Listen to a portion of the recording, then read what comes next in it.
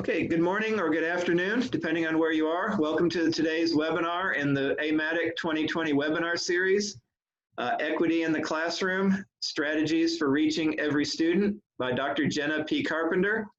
This webinar is sponsored by the AMATIC Equity Committee and the National Mathematics Summit. My name is Pat Riley from Hopkinsville Community College in Kentucky. I'm the AMATIC webinar coordinator. The views expressed by the presenter are not necessarily the views of AMATIC. Commercial products mentioned by the presenters are not endorsed by AMATIC.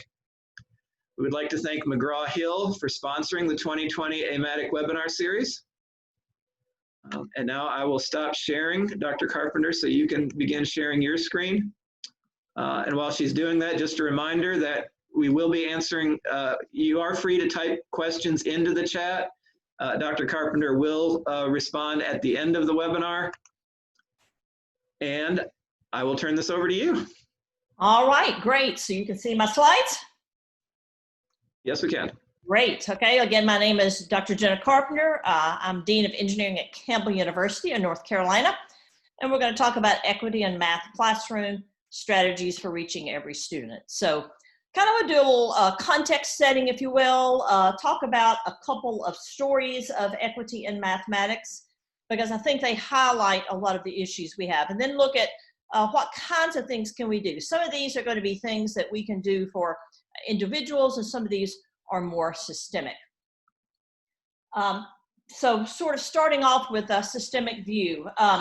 You know, the topic of equity in mathematics really has scarcely been more timely than it is today. Between the Black Lives Matter movement and the COVID-19 crisis, all of which have really resulted in a lot of economic and health consequences that have been highlighted. And if you look at these crises together, they really shine what I would think is an inescapable spotlight on the enormous systemic inequities for many of our students when it comes to education. They're really baked into our educational system, how we teach math, whom we deem suitable to study math, how we place students in math among them. There was a recent article in the Chronicle of Higher Ed on how the education system exacerbates inequality. And it really looked at our underlying assumptions of what counts as high status knowledge. And I'd argue that math is certainly one of those disciplines. It looks at, who has access to it, how can we increase access. And I know what you're thinking, how can we change these things? A lot of these are a lot bigger than us. We may not have any control outside of our own classroom. And after all, we've always done things this way. We've admitted students this way, educated them this way, taught them this way. And certainly this year with many things on our plate, trying to think about changing one more thing may be almost too much. But I'd argue that unless we're really willing to look at these sorts of issues and change them, there's not a lot of point in talking about how to increase equity in the math classroom, because these are choices we've collectively made. And just because we've always done it this way doesn't mean we have to do it this way. I've been an administrator for a long time, and I've learned that under your own tent, so to speak, you often have a lot more ability to make changes than you might think. So when I started thinking about the topic of equity in mathematics, the first thing I thought about was a speech and now book entitled Mathematics for Human Flourishing, was given 3 years ago by a friend of mine, Dr. Francis Su.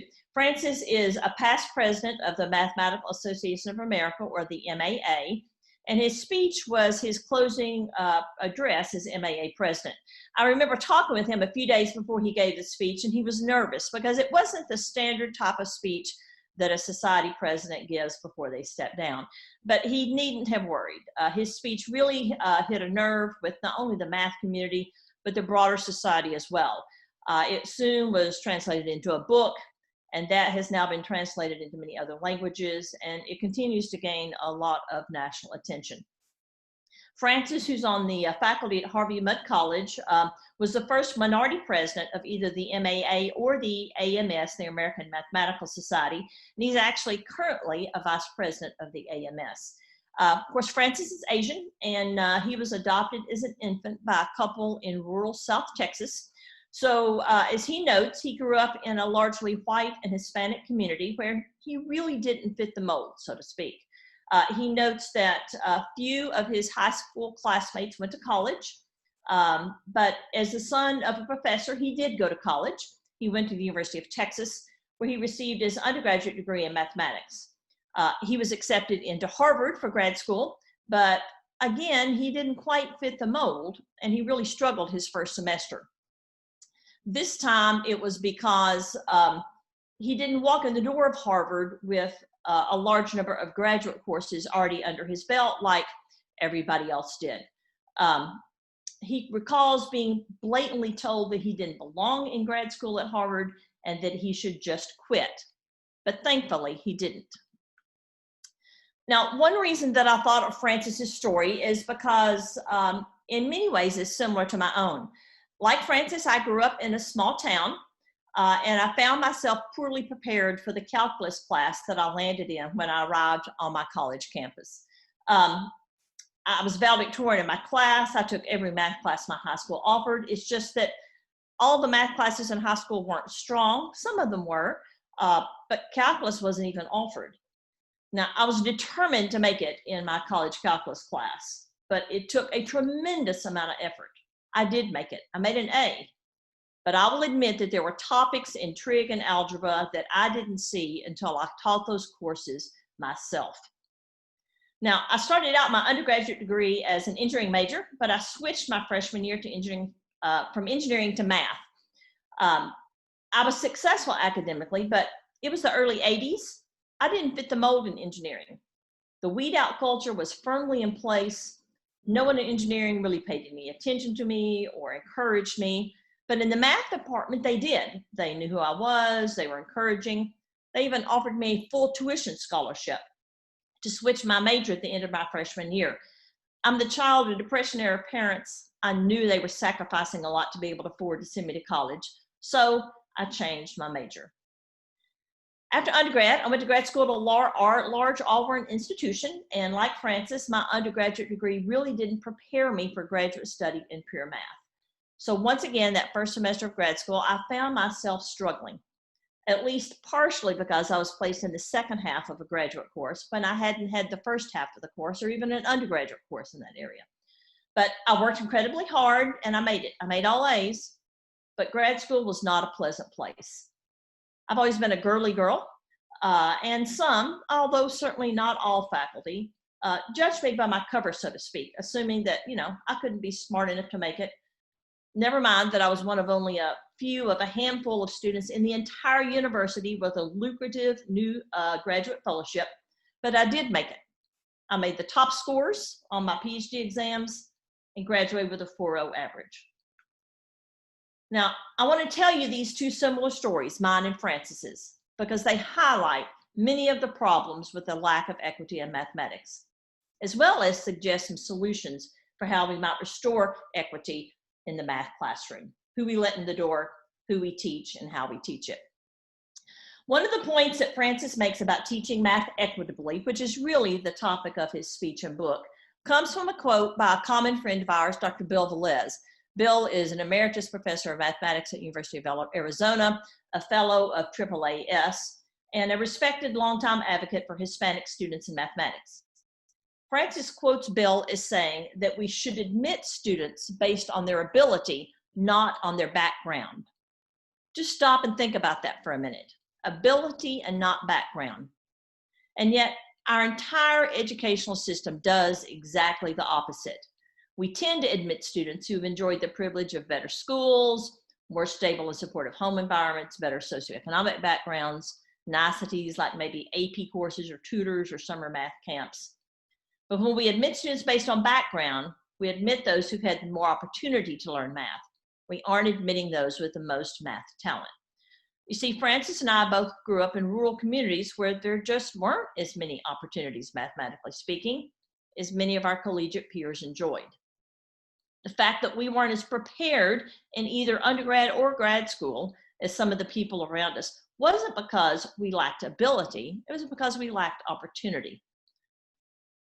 So when we admit students based on background, we're overlooking clearly and unquestionably mathematically gifted students.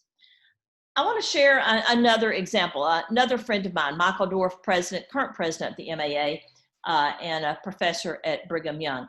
he recently wrote a blog in the AMS series Living Proof that talks about his own mathematical journey. He was a high school math teacher at the time and decided to get a PhD in math education. But he faced a lot of hurdles. He had difficulty even getting admitted into graduate school. And when he did, he didn't get any funding. He was married with 3 kids. He faced repeated discouragement, overt messages, not just from faculty and administrators, but even from other graduate students, that he didn't belong in grad school because his background wasn't strong enough and he wouldn't be able to cut it. All of these eroded his self-confidence, but make it he did. He made all A's, and after 2 years, he switched institutions and got a PhD in mathematics from the University of Kentucky. You see, privilege matters. In the Chronicle of Higher Ed article that I mentioned, Kim Reed, Commissioner of Higher Education for the state of Louisiana, said your parents' educational level, your parents' socioeconomic status, tell us everything about the likelihood of your success. Privilege provides opportunity, more fertile ground for success. Francis, Michael, and I are success stories because we enjoyed privileges that had nothing to do with our abilities or our efforts. I mean, Francis and I grew up in educated families. His father was a college professor. My great-grandfather on the left had a post-secondary education in the late 1800s, a rarity in rural Arkansas. My dad, next to him, went to college on the GI Bill, something he couldn't have afforded otherwise. And on the right, both of my parents had sisters born in the 1920s that were valedictorians of their high school class. I'll point out that my son and I also were valedictorians. My aunts both earned graduate degrees. Why am I telling you all of this? Because it illustrates why privilege matters. An educated family, a more advantageous socioeconomic status, a family culture that values education and expects you to go to college can provide multi-generational benefits. Things like understanding how you get in college, how to pay for it, how you succeed, as well as a buffer against lack of opportunity or challenging experiences and discouragement. A less advantaged background, one fueled by systemic racism, low socioeconomic status, other issues, can similarly fuel multi-generational hurdles and roadblocks that when you combine with lack of opportunity, discouragement, struggles, tip the scales the other way. It's one of the main reasons that racism across systems, educational, financial, healthcare, employment, housing, combine to sink students because it leaves them with few, if any, lifelines. So we want to admit a broader spectrum of students, try to admit for ability and not opportunity. What else can we do to achieve more equity in math? Well, one of the things we need to do is to try to provide rich, but not remedial or similarly deficit labeled, but engaging opportunities, alternate pathways for students, those who suffer a lack of opportunity, not of a lack of ability. This is not a new idea. It's been around for a while, but it's not one we've done a very good job of implementing. There's a recent National Academies of Science and Engineering and Medicine paper that noted that almost 70% of incoming students at 2-year colleges and 40% at 4-year college take remedial math. Those students rarely progress to, much less pass, college level courses. A national study from 2016 revealed that fewer than half of students in developmental courses at 2-year institutions complete the developmental courses. So it's clear that our current approach to getting kids caught up and into math majors that require math is broken. 5 years ago, I moved to North Carolina to build an engineering program at Campbell University. Our goal was to weed kids in, not weed them out. How do we do this? Well, we don't have a second higher gate for admissions to engineering like most programs around the country. Anybody admitted to the university can major in engineering. So we're trying to admit for ability, not background. We're trying to provide opportunities that other institutions can't or aren't willing to do. Second, we start our engineering curriculum with pre-calculus, not calculus. Also unusual. Why? Well, a lot of kids from rural communities and other areas like me haven't had a sufficiently robust background in algebra and trig, and maybe no calculus course offered at their high school. Even if they have, there's often a big gap between the pace and degree of difficulty in a high school or pre-calculus or calculus course and a college course. If you start students in pre-calculus, it gives them a chance to fill in their gaps without being labeled as behind in math. For those kids that need to take a course before they're ready for pre-calculus, we have an alternate pathway, not a remedial pathway. They enroll in college algebra and an intro to engineering class. It focuses on engineering applications of math. We let them use MATLAB software to do the math that they can't yet handle. Don't worry, they learn the math. But what we don't want them to do is their lack of ability or lack of opportunity to get in the way of seeing why they're taking that math, what it's going to allow them to do. By the way, MATLAB is an industry standard software that all of our majors eventually learn. It's just that our alternate pathway students learn it first, and it gives them some cred in the eyes of their on-track students. They may have some catch up to do in math, but they end the semester ahead in terms of computing knowledge. We also do spatial visualization training in the course because research shows that helps all students be more successful in math classes. The third thing we do, all of our engineering courses use a hands-on project-based approach. Students learn the theory and the math, but they apply it. We teach our courses in a class lab, so lecture and lab parts are integrated. Same time, same place, same professor. It just appeals to a much broader spectrum of learning styles. And everybody learns better this way. They work in teams, they work on projects where they get to choose applications that have some interest to them. We do lots of professional development training with both technical and non-technical skills, trying to fill in that knowledge or information gap for kids who come in with, backgrounds where they don't know these sorts of things. We try to create a 21st century program that admits and trains a much broader spectrum of students and ushers out, by the way, I will say, a superior product on the other side. Our students are in demand by a whole host of Fortune 100, 200, and 500 companies. But it's about more than just math class. It's about looking at the big picture for our students. The first semester of college presents them with a big learning curve in many ways. Research backs this up. They've got to manage their time and money, how to discipline themselves to study, how they learn best. Many of them haven't had to operate at the edge of their abilities before. They might be working, commuting, living on their own for the first time, juggling family responsibilities. Putting engineering majors in pre-calculus is like putting them into the kiddie pool instead of the deep end. You're far less likely to get in trouble in the kiddie end of the pool. And if you do, you're more likely to get out of trouble. The deep end of the pool, well, not so much. In other words, we give students a chance to grow up, to figure things out that first semester and still keep their heads above water. If you start them in calculus, many more students will fail that first semester. I've been doing this 25 years for engineering majors, and in that time, I've talked with many alums who said that starting in pre-calculus, even if they could have started in calculus, was the smartest thing they did in college. And I've talked with nobody that said it was a bad idea. So what else can we do if we want to bring some equity to the math classroom? Well, another thing the research shows is extremely important is creating a culture where all students belong. There was a recent study talking about Leaving Revisited by Elaine Seymour and Ann Berry Hunter. The first book talking about leaving came out in 1997, and this was the second look 20 years later. And one of the things they look at is the impact of belonging on persistence and retention of STEM majors in math classes. Francis, Michael, and I certainly had times where we didn't feel like we belonged. Belonging is another reason that at Campbell, we start our kids in pre-calculus.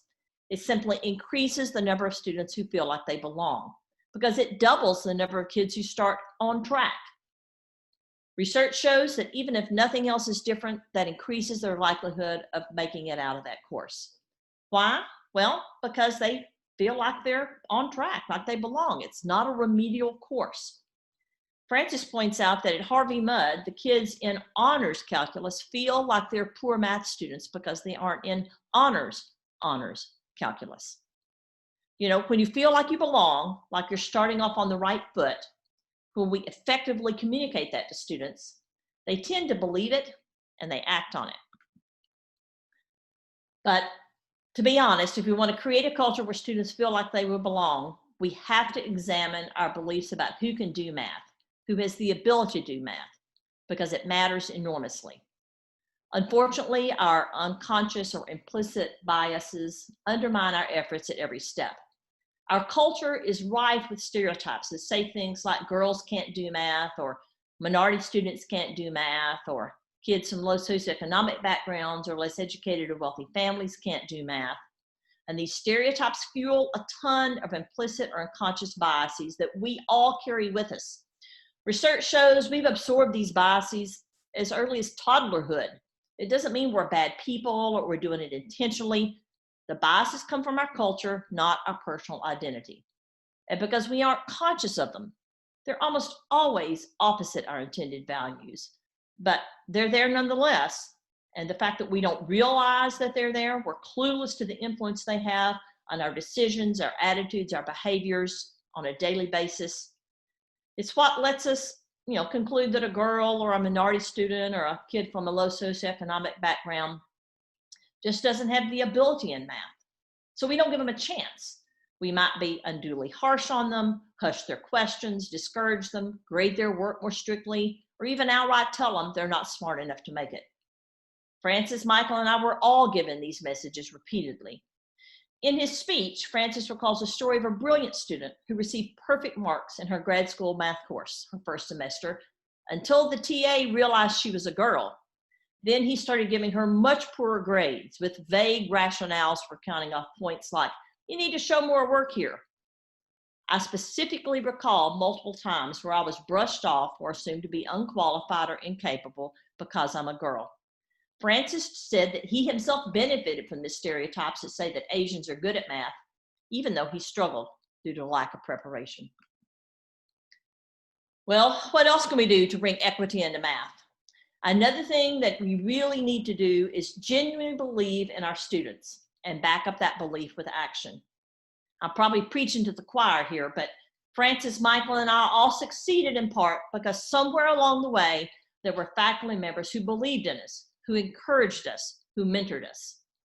I went to a talk several years ago about the lack of diversity in engineering, particularly African American students at the PhD level. The numbers are shockingly low. At the end of the session, the speaker said something that has stuck with me. They said, if you look at the data, it means that if you get an African American PhD student in engineering at your institution or in your class, you should do everything in your power to see that they graduate, because they constitute a large percentage of the African American PhDs in the nation. I'd argue that the same advice for the same reasons is true for the women, minority, low socioeconomic, first gen, non-traditional, and neurologically diverse students in our math classes. I've been teaching math for 31 years. Diversity and inclusion are my areas of expertise. At my institution, we do everything humanly possible to recruit and admit a diverse cohort of students. Yet every semester I look at my class and I see precious few women or students of color. I see students from low socioeconomic backgrounds or rural backgrounds, like myself, that I know have the odds stacked against them through no fault of their own. So you know what I started doing some years ago? I simply tell all of them that they can make it. Now, I'm honest.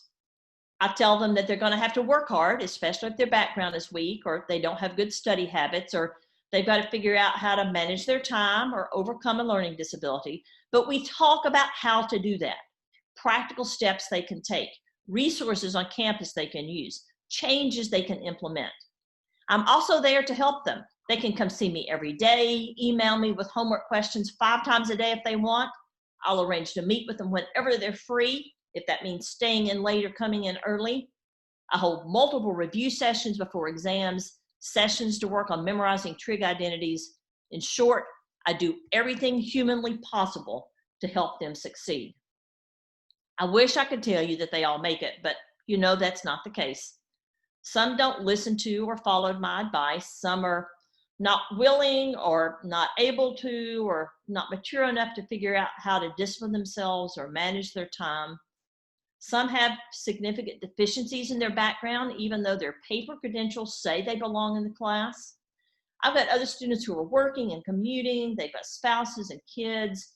They're trying to navigate learning disabilities or emotional or mental challenges or serious medical issues. But some do make it, and there are those students in both categories, those that make it and those that don't, who come back to me later and say that my belief in them made a difference. Francis Soon notes that this is called expectancy theory, belief in the likelihood of success, belief that certain behaviors will lead to desired outcomes and that those outcomes are something we value. You see, we tend to live up to the expectations of people in authority, of those to whom we look up to or whose opinion we value.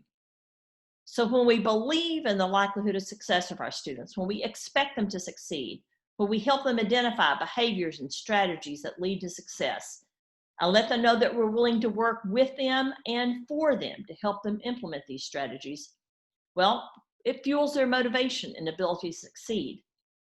Your belief in students can become a self-fulfilling prophecy. I've seen this. Students tend to take your belief in them as the expert as the gospel truth, and so they will prove you right. Well, those are some things we can do, but what else can we do? Well, we would be remiss if we didn't, at this point in history, take intentional steps to learn about the undercurrent of systemic racism, stereotypes, and bias that face so many of our students in our classes, who are blind to systemic inequities and how they combine and compound to create inescapable traps for students. It's impossible to do anything to address the issues that hold them back. There are a lot of great lists out there about books you can read to educate yourself. Here are some of the books that I'm reading this summer. Also take advantage of the opportunities to educate yourself about training on systemic racism. I was able to participate in training called the Groundwater Approach by the Racial Equity Institute out of Greensboro, North Carolina. Cannot recommend it highly enough. They use the analogy of the groundwater. You know, if you get pollution in your groundwater, then all of the water that comes out of all of the faucets in town is polluted. You can try to clean up the water after it comes out of your faucet, but that's hard to do and expensive and doesn't always work well. So they point out that to get rid of the pollution, you've got to go back to the source. You've got to go back to the groundwater. We should also look at some good educational models and not reinvent the wheel. There are some great research-based strategies that work. One of these is at CUNY. It's a program called ASAP, Accelerated Study and Associate Programs, and it addresses the consequences of systemic inequities like we've been talking about, as well as a lot of the strategies we've talked about today. Creating a cohort to increase a sense of belonging, providing tutoring and financial assistance, including things like books and Metro cards for New York City, practical steps, dedicated advisors, career development support, mentoring through transition to four-year institutions, scheduling classes in convenient blocks. It's undergone a lot of rigorous study and evaluation, and it shows that the graduation rate from this program is 18% higher than for peers who are not in this program, and 25% go on to a four-year program versus 17% of the students not in the program. I'll point out that Ohio community colleges have adopted this model and seen some similar success. There was also a recent report that came out from the National Academies. It's called Increasing Student Success in Developmental Math, and it outlines 4 promising strategies to help bring some equity to the math classroom. I'll point out that this is available for free download on the National Academy's website. All of these, again, have research behind them. They've been shown to improve success, and they do the sorts of things we've been talking about here. One is called the co-requisite model, where students bypass remedial math and take the college level math course along with supplemental instruction. It's been implemented in Tennessee and Georgia. The new Mathways project from the Charles Dana Center at University of Texas, Austin, and Yuri Treisman has created alternate and more relevant entry math courses for all majors. The CUNY START program is a pre-enrollment semester. It's got reduced tuition, and it focuses on things like teaching growth mindset, conceptual understanding, collaborative learning. And at the end, the students take a placement exam, and the pass rates actually are very good. Surprisingly, this course shows significant success even for students with deep remedial needs. And by passing that, they bypass the need to do remedial math courses when they start full-time. Another one they point out is the Carnegie Mathways program. Again, it's a redesigned gen ed program to make sure that students are taking courses that are relevant and meaningful, so they're more likely to be engaged and pass those.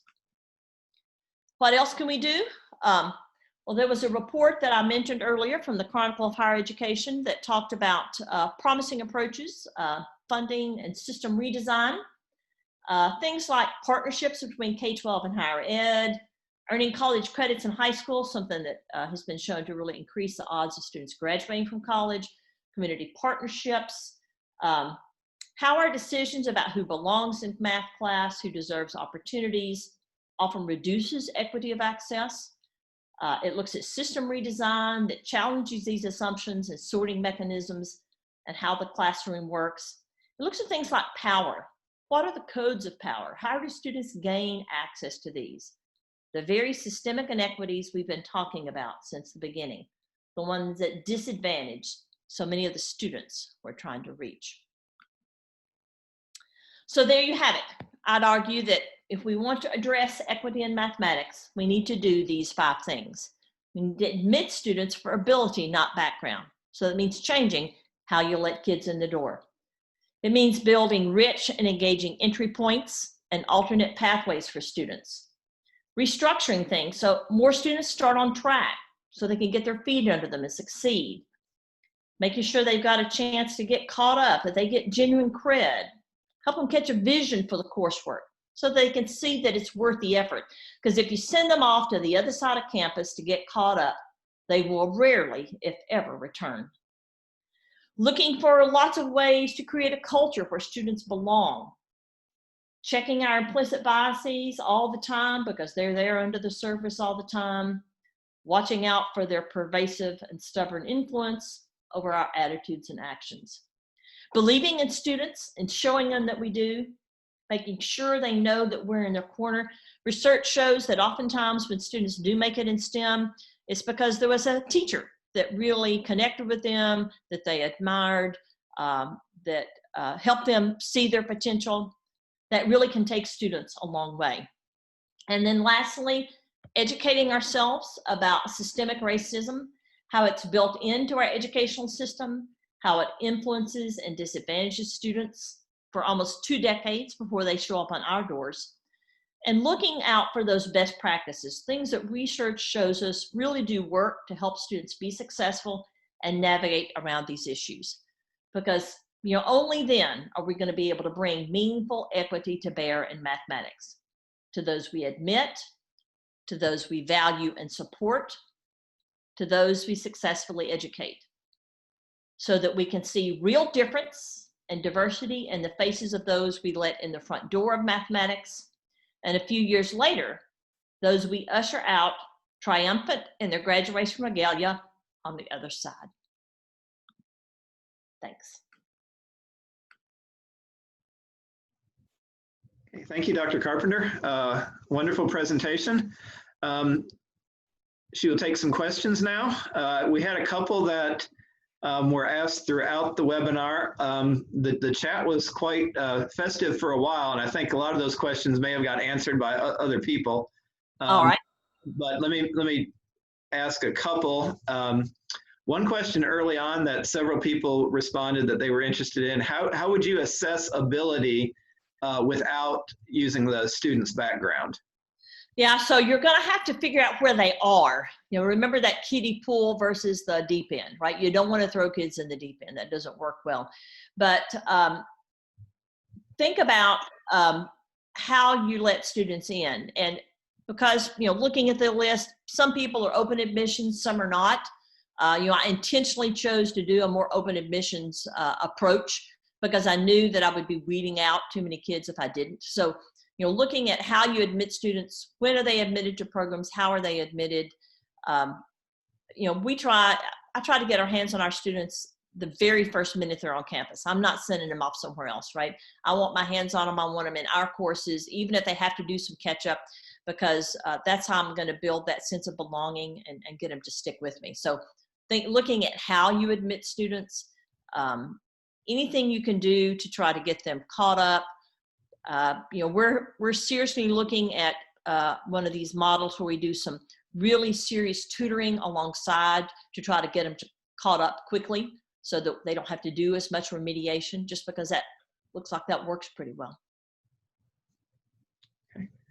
There was another question. Someone was asking about a name of and I'm not sure if it was a program or something. She started with impact and belonging of, do you know what she was referring to? She didn't get the whole title. All right, give me just a sec. I'm trying to think. Looking back through my notes to see if I can see it. It may take me a little bit.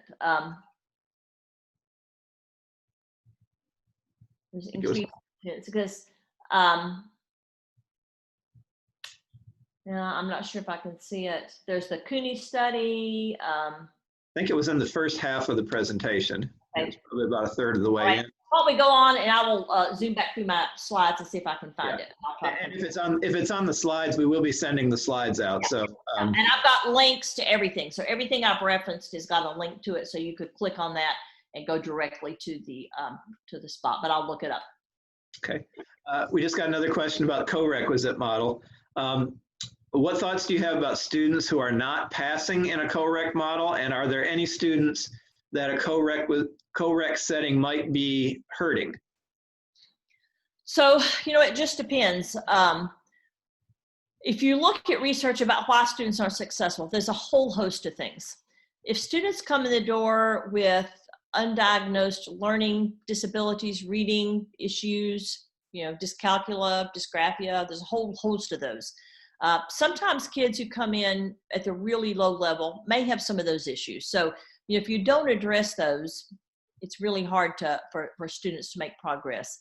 A lot of students come in the door, particularly if they come in from a background where there's not a lot of people who've been to college or been educated, they really do not understand time management.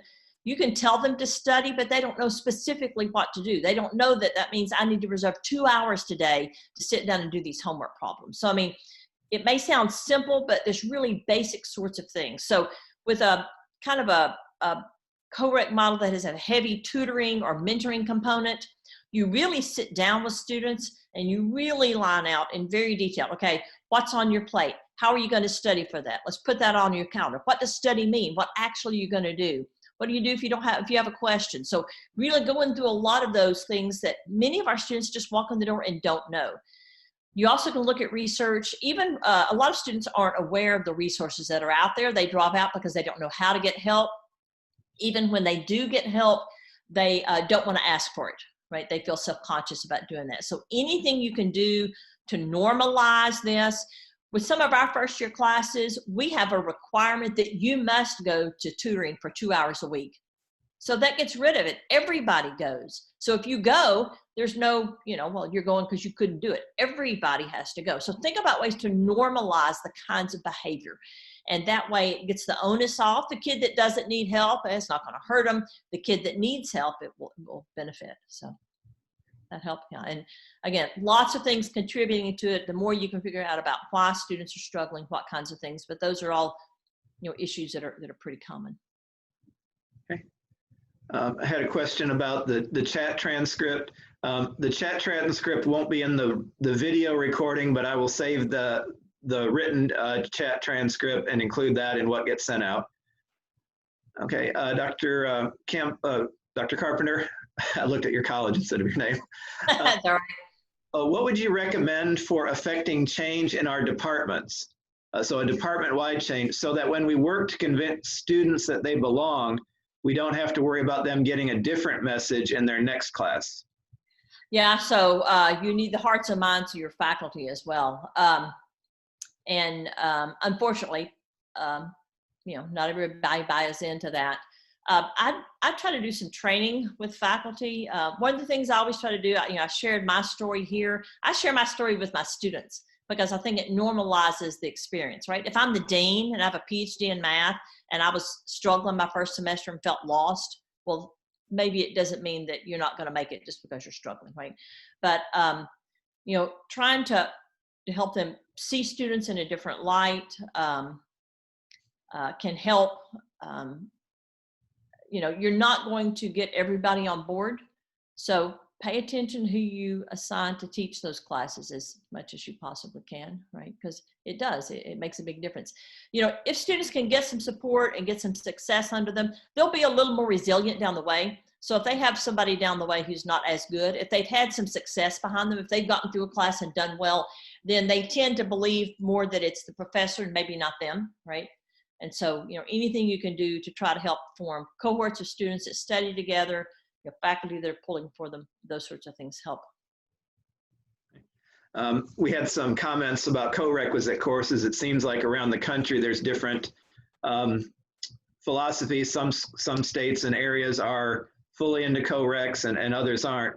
Here's a question. He says, I believe in the co-rec model, but do you think we should still be offering students developmental math classes? So, you've got to figure out how to get students caught up. A kid who's maybe one course behind, I think that, go ahead and take the course with a heavy tutoring component with it would work. If they're too far behind, it doesn't work so well. So, looking at strategies for,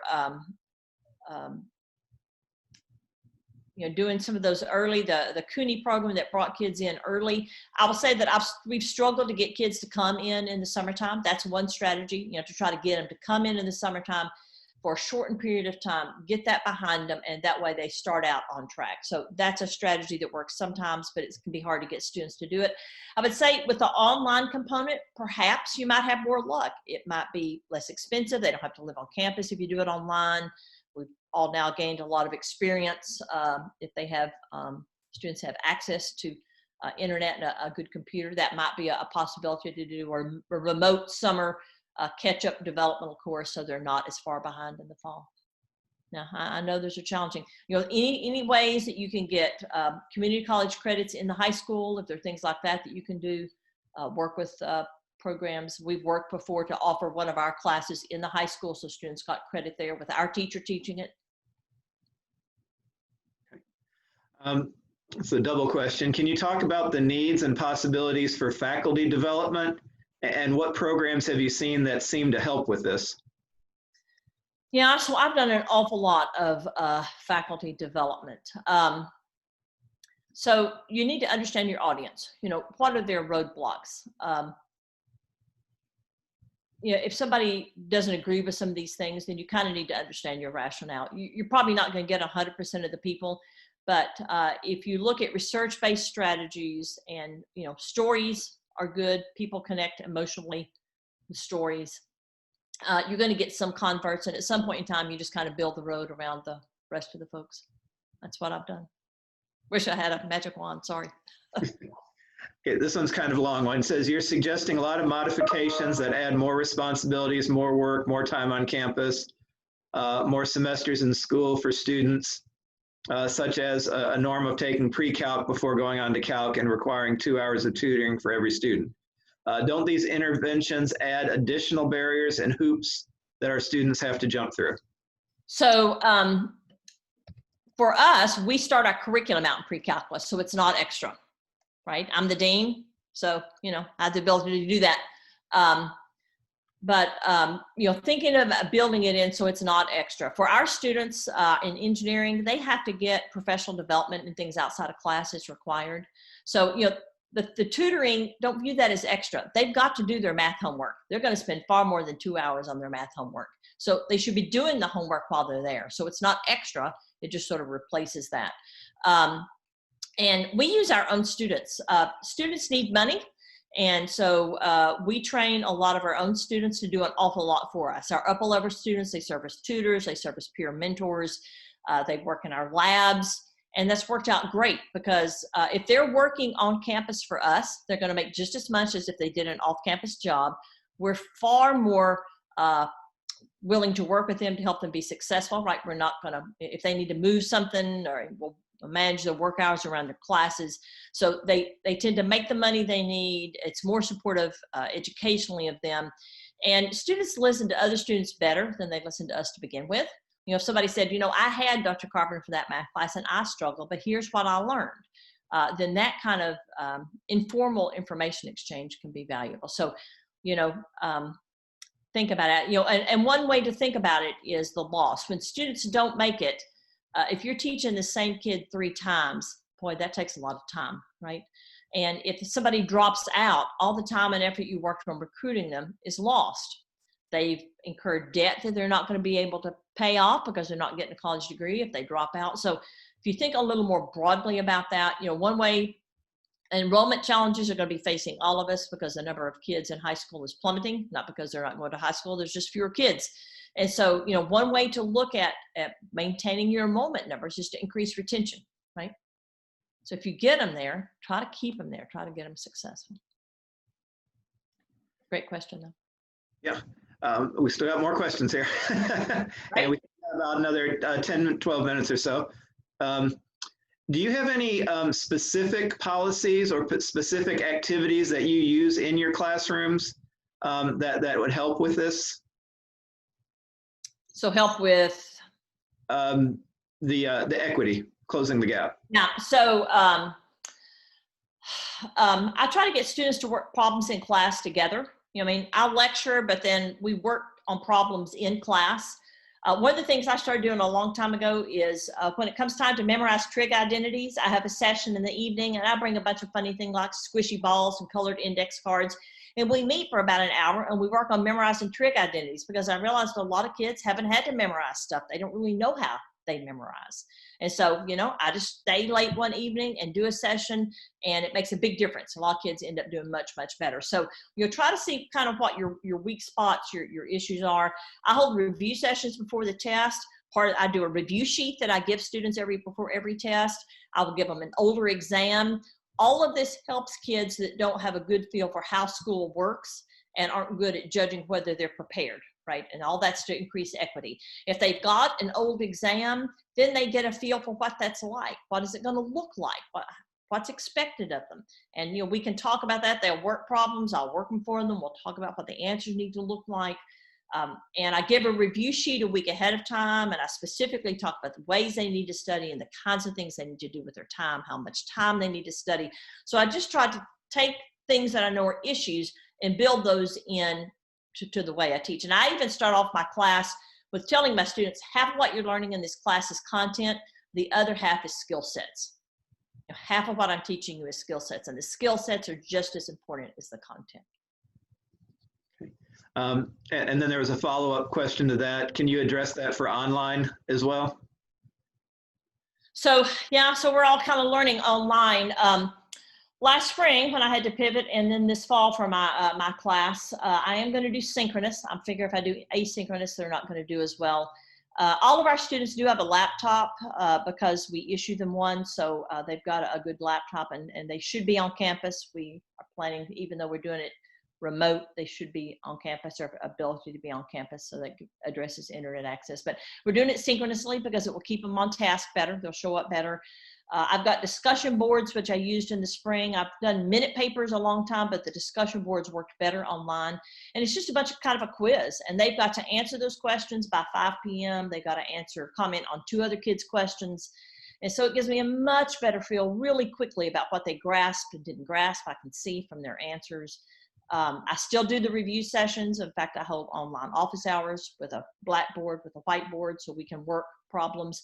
And, kids will show up. If you have a scheduled something like that, if you just have office hours, nobody will come. If you say, I'm going to be online on Tuesday and Thursday from 10 to 11 a.m., it's amazing how many kids will just show up.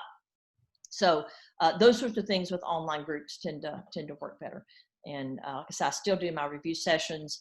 And for the online, if you're going to do online testing, I give a mock test with the timing so they can get used to that. It doesn't count at all, but it lets them figure out how to do that. And then lots of communication. I email them of a morning and say, okay, class is at 9. Don't forget, this is what we're doing.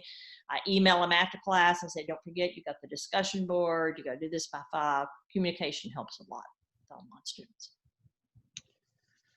Okay, here's one. It says the vast majority of community college students are adults and not kids. Is this a cultural difference in referring to them as kids? So I'm 58, so they're kids too. But I would say we actually have a pretty good chunk of non-traditional students. We're close to Fort Bragg, about 30 miles from Fort Bragg.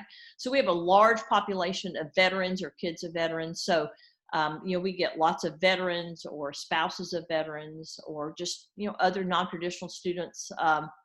You know, they make it, they come in, get caught up and go out the door, blow the doors off, get good jobs. So, yeah. And a lot of times they can be some good peer mentors in your classes. You know, a veteran knows about work, you know, that's not their problem. And so they can be some good peer mentors and help maybe some of the younger students that, you know, kind of need some mentoring in some of those things. Okay, you mentioned doing group work with students. How do you make sure that the students aren't accidentally excluding each other or aren't treating each other equitably doing group work? Yeah, so that can be an issue. And I try to kind of watch for that. So you can make teams and you can rotate how those go. You can let kids pick each other. But again, if you let kids pick teams, then a lot of times they somebody will get left out. I will do think, pair, shares, and I tell somebody you have to find somebody close to you. And so everybody has to have a team and just get somebody next to you. And so that sort of gets some of the onus off of you know, finding somebody because everybody's sitting close to somebody. Won't be this fall, but usually they're doing that. Sometimes I will assign teams if I've got a group project I'm going to have them do. I do a coding project and a project where they find the height of a tree. And so you know, sometimes I will assign teams. I mean, in the real world, you don't get to pick your team, right? If you go to work, these are the people you get to work with. Another thing that I do with all of our freshmen is I do a session on effective teaming. It's really a talk about diversity and inclusion and implicit bias. But I couch it in terms of teams because I want something that's impacting them today. I'm not interested in talking about something out there 5 years from now. I do it about 6 weeks in because I want them to have been working in teams, which they're doing, and be a little frustrated because then I have their ears. They all want to know about how to solve some of these team issues. And so we talk about diversity very broadly. You know, my goal is to ping everybody in the room with something because, you know, if you ping me because I'm a rural student, then, you know, maybe I'm not a girl or I'm not underrepresented or I'm not first gen. But if I get it here, then it's not hard for me to connect the dots and feel like, understand what that might be like for you. And we talk practically about working in teams and how to avoid a lot of those team mistakes. So I think we have time for a couple more. Here's one more on the technology side. What tools and technologies have you used, like Alex or Newton?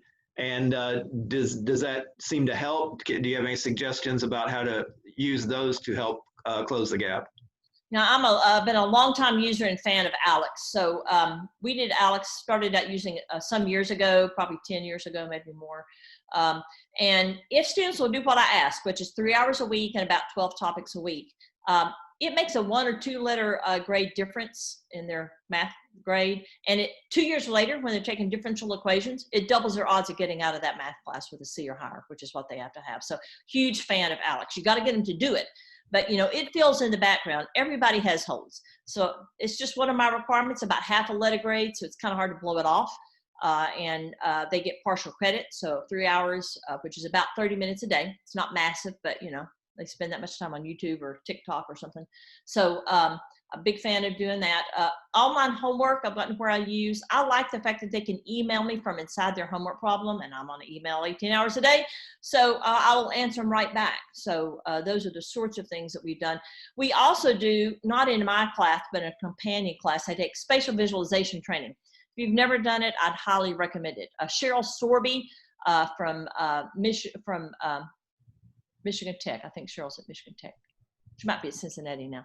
But she did develop some great material on spatial visualization training. And yes, it costs money. It will be worth every dime. Kids can make massive improvement, and the kids who successfully finish that just much more successful in their math classes. It's one of those hidden problems that kids struggle with, and it fixes it. And so it just makes a big, big difference. So strongly recommend spatial visualization training. I think I got one more question, but before I do that, there was a question earlier that, at least to me, seemed like it was not along the same lines of this webinar about techniques for creating co-requisite courses. So if anyone out there has any materials that maybe they could post a link in the chat to help that attendee out. The question was, the impression I got was someone who has not done co-requisite courses and was looking for some information to help get started with that. So if anybody would be willing to share something in the chat for that. And let's close with this question. It says, do you have any assessment ideas that address closing the equity gap? So the one that I mentioned on the spatial visualization training is a good one. You can give the students an assessment, and there's a recommendation that kids that fall below a certain line need to do the training. So that's something that works well.